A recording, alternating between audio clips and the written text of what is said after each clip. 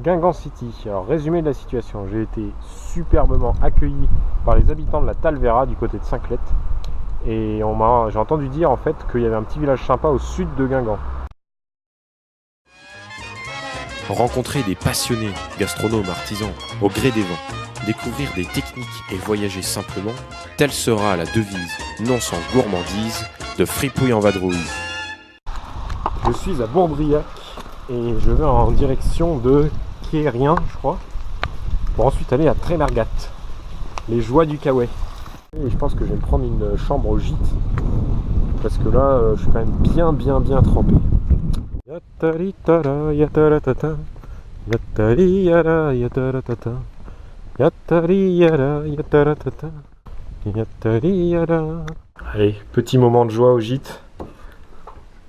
Le passage de balai, youpi!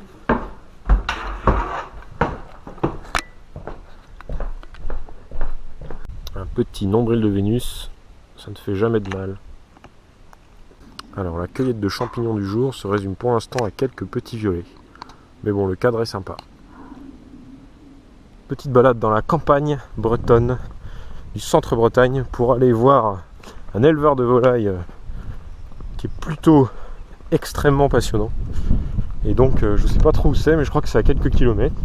J'espère qu'il y a une voiture qui va me prendre. Après 2 stops différents en fait que je connaissais, c'était des gens que je connaissais par hasard, puis une rencontre sur la route à pied, en fait c'était la fille de la personne que je cherchais, et ben j'ai trouvé enfin la route, donc maintenant j'ai plus que 1 km à faire. Je savais bien que j'avais trouvé des coulmelles, bon elles sont pas très belles mais des coulmelles quand même. Alors savez-vous pourquoi il y a des petits murs comme ça tout autour des champs en Bretagne? Non? Eh bien moi non plus. Je pense que c'est pour limiter les passages de bêtes. Mais en fait, j'en sais strictement rien. Voilà. Énigme du jour.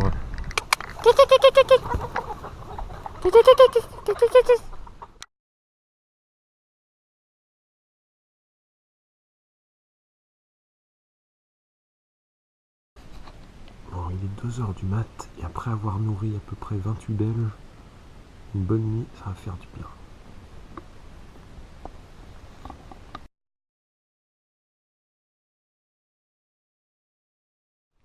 L'enquête d'hier a été résolue pour les talus de Bretagne. Et comme nous le montre ce bel exemple concret, le talus sert essentiellement à entasser les cailloux. Et oui, parce que ici c'est granitique, il y a plein de cailloux dans les champs.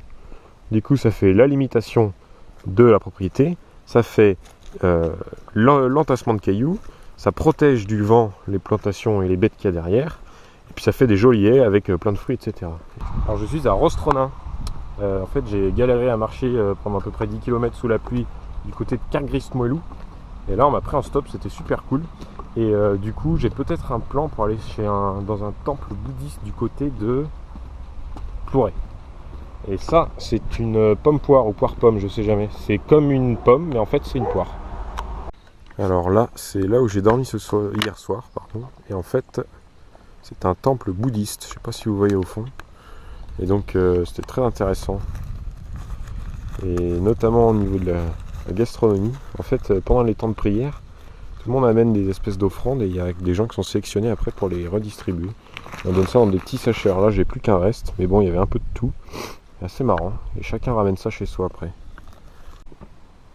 Guéméné, petit village de caractère breton, mais avant tout ville de l'andouille.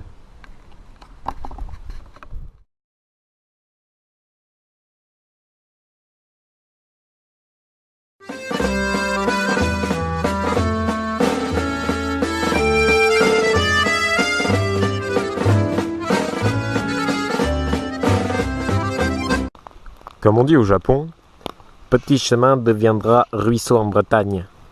En tout cas, ça sent vachement bon.